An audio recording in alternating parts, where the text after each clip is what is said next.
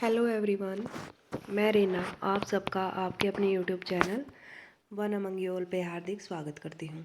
तो आज का हमारा टॉपिक रहेगा motivation means अभिप्रेरणा।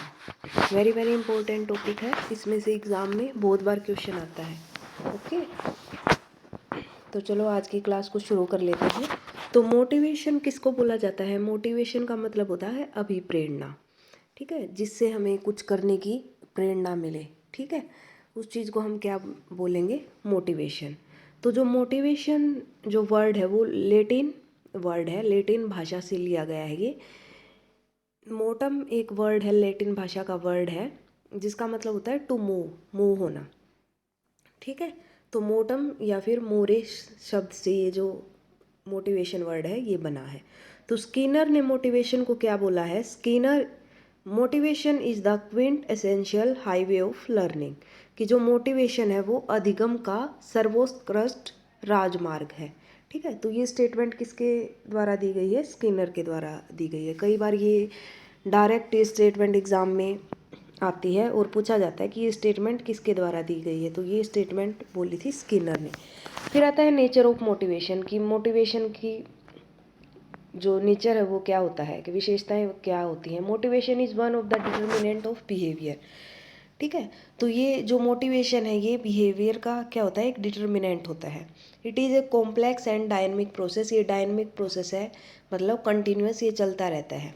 It can be positive और नेगेटिव, मोटिवेशन पॉजिटिव भी हो सकता है और नेगेटिव भी हो सकता है। It is based upon need, it differ from one person to another, it a means not an end, it is an emotional process, emotional process होता है ये। It is an psychological concept, it is main driver of learning, और learning के लिए motivation क्या है? एक main driver का काम करता है, ठीक है। अगर हमें कोई मोटिवेट कर देगा पढ़ाई के लिए तो हम ज़्यादा लर्निंग करेंगे ना, तो इसलिए क्या हुआ, एक ड्राइवर ऑफ लर्निंग भी इसको हम बोल देंगे।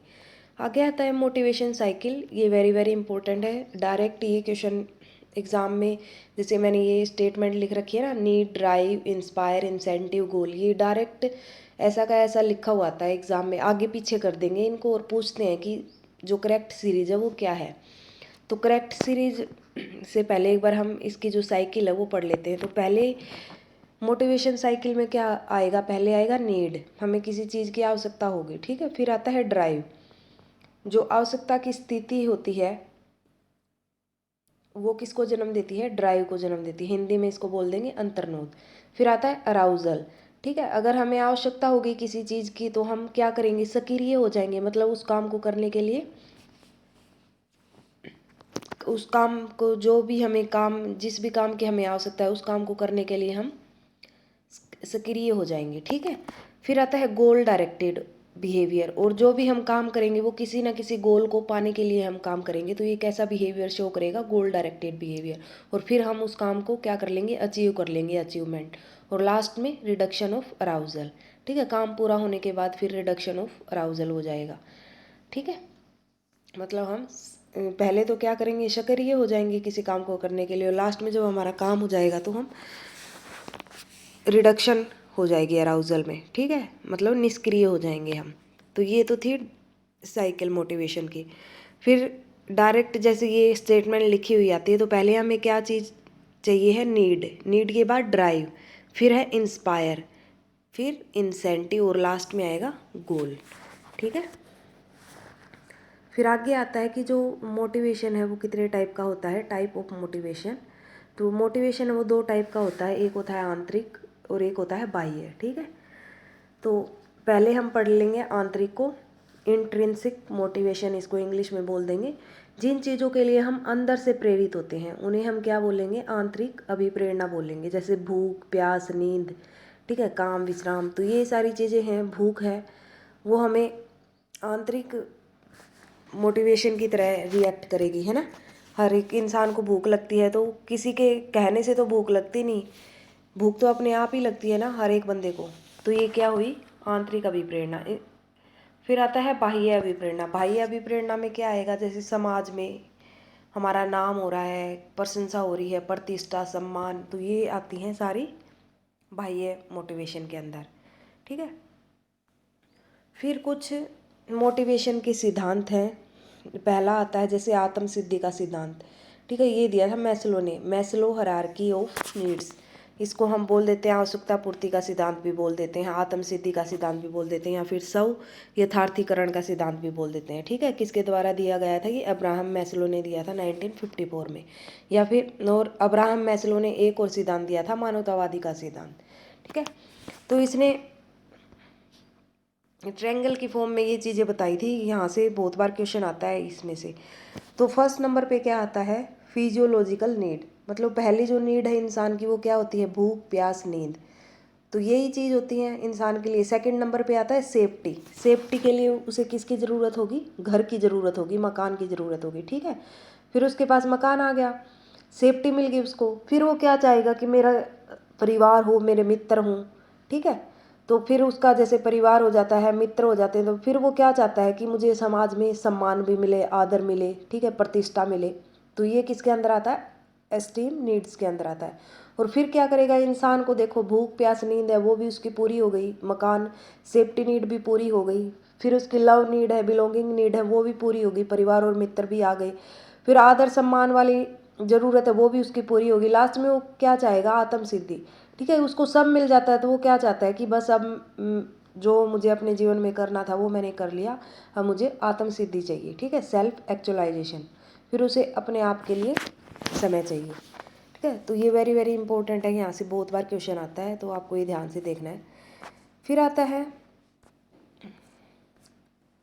अभिप्रेरणा के सिद्धांत। जैसे एक तो मैस्लो वाला मैंने बता दिया। सेकंड है instinct theory given by McDougall. Very very important है ये। मैकडूगल के अनुसार जो मूल प्रवृत्ति हैं वो कितनी बताई हैं? 14 बताई हैं। मैकडूगल ने 14 इंस्टिंक्ट बताए हैं। तो यहाँ पे 14 की 14 मैंने जो मूल प्रवृत्ति हैं वो लिख रखी हैं, और उनसे रिलेटेड जो इमोशन है वो भी लिख रखे हैं। जैसे कि एस्केप होता है, एस्केप मतलब पलायन, तो इसका जो इमोशन होगा वो होगा भय, फियर। सेकंड पे आता है कॉम्बैक्ट, मतलब युसुत्सा, युसुत्सा। तो युसुत्सा क्या होता है? युद्ध की इच्छा रखने वाला, युद्ध प्रियता, ठीक है। तो इसका जो इमोशन होगा वो होता है एंगर। फिर आता है पेरेंटल, मतलब शिशु रक्षा, और इसका जो इमोशन होगा वो होगा टेंडर इमोशन या फिर वात्सल्य बोल देते हैं ये। तो ये 14 है, तो आप एक बार इनको रीड कर लेना, वेरी वेरी इंपॉर्टेंट है ये। इनमें से कोई ना कोई एक इंस्टिक्ट एग्जामिनर है वो डाल देता है, और उसका जो इमोशन है वो पूछा जाता है, ठीक है। तो ये एक बार आप देख लेना 14 के 14, ठीक है। फिर लास्ट आता है साइको एनालिटिकल थ्योरी, ठीक है। ये तो मैंने आपको पिछली क्लास में पढ़ा भी दिया है, लेकिन ये इसी के सिद्धांत के अंदर आता है। तो एक बार फिर से हम देख लेते हैं। मनोविश्लेषण का सिद्धांत ये किसके द्वारा दिया गया था? सिगमंड फ्रायड ने दिया था। इसने दो चीज़ें बताई थी। एक बताई थी कि एक तो होती है मूल प्रवृत्ति, और एक होता है अचेतन मन, मतलब अनकॉन्शियस माइंड होता है।